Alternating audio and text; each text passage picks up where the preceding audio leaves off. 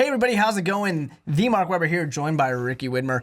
It's playoffs time, and I'm excited for that. We get to finally pick these games, and those of you who are following Ricky Widmer on Twitter or at The Mark Weber, you know who we picked already, but we're going to tell you who are not following us on Twitter. Yeah, although you should be following us on Twitter. But there's some awesome games here. Let's talk about the worst of all these games, the Raiders and the Texans. No, this one's easy. It's got to be the Raiders, only because Brock the Cock, Tom Savage, these are not real quarterbacks. These are not quarterbacks that you want, like a guy like Connor Cook or Matt McGloin, baby, going with the Raiders. Sure. I'm actually going to go with the Raiders as well. Has nothing to do with these quarterbacks. Yes, the Texans had this really good defense, but the Raiders already kind of had their They have a team, a philosophy, a culture. Well, they had their scare there. That is, shit. If we can't get this offense moving, we are going to get knocked out immediately. And, you know, they can't afford to do that. So I think they're really going to do everything they can to make sure this offense moves. To quote Rob Schneider from The Waterboy, all Oakland fans after Derek Carr went down went, "Oh no, we suck again." Yeah, pretty much. So here's the thing. I'm going to take the Raiders. I'm not actually... If the Texans had somebody at quarterback, sure, I would They can only win when they're playing the Bengals anyways. So we're going to move forward. We're going to go to a better game, Lions, Seahawks. No, this one is not going to be a better game. I mean, the Lions, to me, I want to pick them. I want to pick them so bad. If they went up against the Giants, and I might have picked them against the Giants, but they ain't going to walk into Seattle and win this game. I'm sorry, Lions guy, our dear friend of the podcast, but going with the 12th man, going with the Hawks. Yeah, I think that home field advantage is huge, of course, for Seattle, as always. It's going to be difficult for the Lions, who are starting to struggle. You know, they were really hot, and then Lions things were happening, and they were starting to struggle. But at the same time, the Seattle Seahawks are kind of struggling a little bit. They're not looking as hot as they usually would. But I got to trust the Seahawks on this one because I can never trust the Lions. The Lions will always let you down. That's why you guys should all be Bears fans instead. But, or Viking fans, because those are better. No, forget the Vikings. They got the Vikings. Minnesota is a weird-shaped state. Don't trust that. Come over to Chicago. It's better. Illinois is not weirdly shaped. No, Illinois makes sense. Illinois makes sense because it's got the Mississippi River, which is really cool. But anyways, I'm going to go with the Seahawks on this one. You almost made me say Lions because we were talking about the Lions so much. So let's move over. Let's talk about the Dolphins and the Steelers. This one I'm going upset.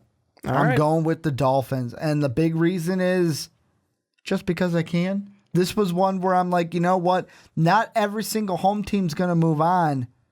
I'm going to go with the Dolphins to upset and play the Patriots next week.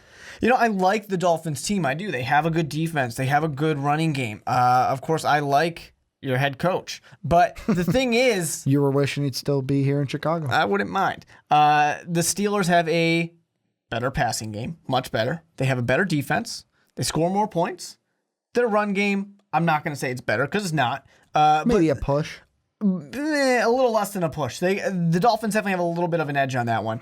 But... You know, I just think the Steelers are a little bit better. And I think that they have more parts of that team that are familiar with the playoffs. A lot of the Dolphins are not very familiar with playoffs.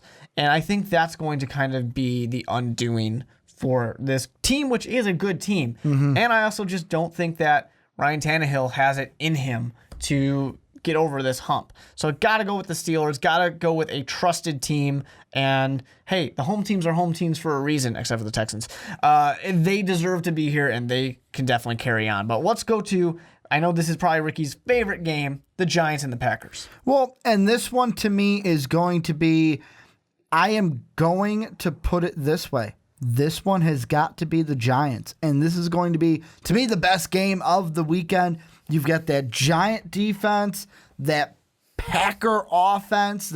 We can run the table, and basically they have run the table that we are talking in front of. And this is a game where I didn't know who to pick because, to me, the winner of this game, and you guys can hear my exact reasoning in the Onside Kick this week on Blog Talk Radio / the Onside Kick.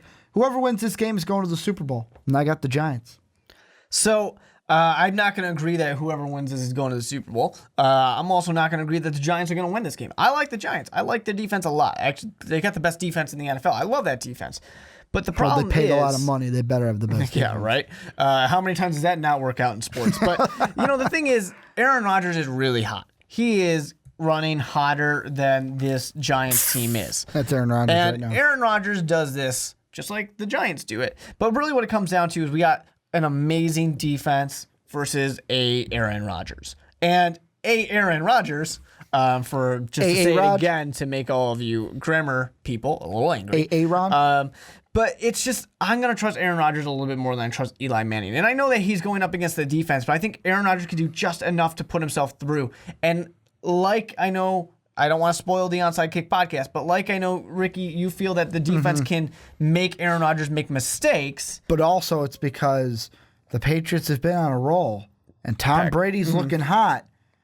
Well, you just want Eli Manning and the Giants. This is the White Knight. This is the hero that we need. Three lie. This is the hero that we need to make sure that the dark side doesn't win. But Return of the Eli. So I know that people think that Aaron Rodgers will probably throw interceptions, and there's a good chance he will because he already threw a couple against the Giants early this year. But I don't think that Eli will capitalize on those interceptions. This offense is not put together. This offense is not working as well as it should. And that's why I got to go with the Packers on this one. But we have actually probably gone longer than we usually do on these keys because these are all awesome matchups, and we're excited to see all of them except for the Raiders-Texans. So let us know what you guys think down below. Who's going to win? Who's moving on? And then who's going to win the Super Bowl? Just go ahead and say who's going to win the Super Bowl down below.